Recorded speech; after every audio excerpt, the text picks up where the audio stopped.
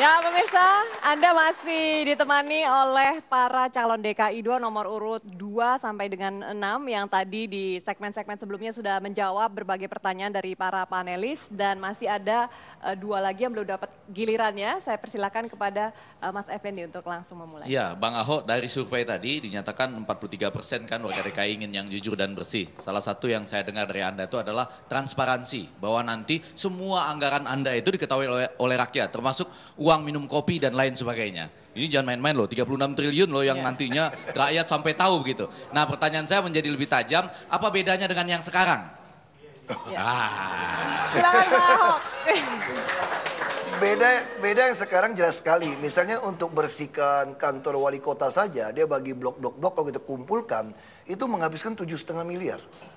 Terus misalnya contoh untuk konsultan sampah, dia bagi-bagi kecil-kecil kita kumpulkan, itu 17 miliar. Lalu misalnya untuk billboard saja, dia tidak sampai lebih kurang hanya 300 miliar. Tapi sementara dia menghabiskan untuk ngurusin taman 540 miliar. Nah ini kan jelas, kalau warga tahu ini, tentu mereka akan perasaan tidak enak. Nah kalau kami punya kebiasaan dari dulu, waktu Pak Jokowi dan saya, warga mau tahu semua keuangan sampai lembar ketiga, sampai yang terperinci, kita kasih. Karena kalau kita tidak ada yang disembunyikan. Tapi kan belum tentu DPRD setuju dengan gagasan ini kan? Nah kami senang sekali karena kita akan dilantik bulan Oktober tahun ini. Dan 2013 sudah akan menyusun daftar caleg. Nah, partai politik yang menantang kebijakan kami pasti tidak laku di pemilu 2014. Iya. Baik, sudah habis waktunya. Silakan Pak Hamdi. Sekarang kita ke Bang Riza nih. Iya. Jadi Anda tagline kampanyenya berani sekali menurut saya ini. Iya. Dan langsung ini tanpa basa-basi ya. Jangan lagi Jakarta berkumis. Betul. Ya. Ya. Apa tuh? Berantakan, Kumuh dan miskin. dan miskin. Nah bisa jelaskan itu yang bikin berantakan, kumuh dan miskin itu siapa itu? Ya jadi Jakarta ini dari 267 kelurahan, ternyata setelah kami keliling hampir satu tahun, ternyata hampir di setiap sudut kelurahan itu masih berantakan, kumuh dan miskin ya. Jadi jangan cuma dilihat di Sudirman dan Jalan Tamrin saja. Ya tentu yang buat berantakan itu adalah masyarakat yang dipimpin oleh pemimpin yang tidak memiliki kompetensi. Ya.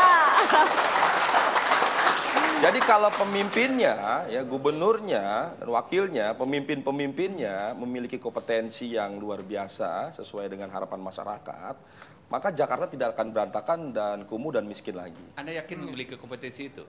Insya Allah. Buktinya apa? Buktinya sederhana saja. Jadi kalau kita melihat ya dari setiap kebijakan-kebijakan di Jakarta, itu kan lebih pada kebijakan-kebijakan yang tidak membumi ya. Harusnya itu harus diberi contoh dari hal-hal yang kecil daripada pemimpin itu sendiri ya.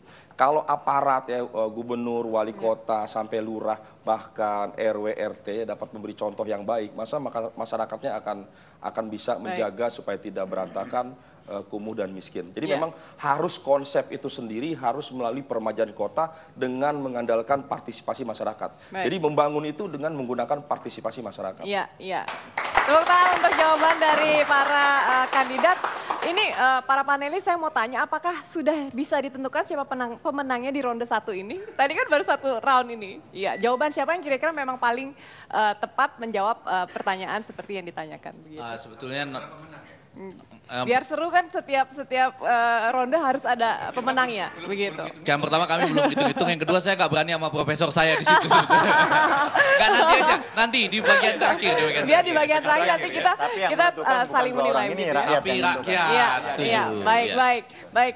Bapak-bapak dan juga para pemirsa di rumah, kami masih akan kembali sesaat lagi, tetaplah bersama kami.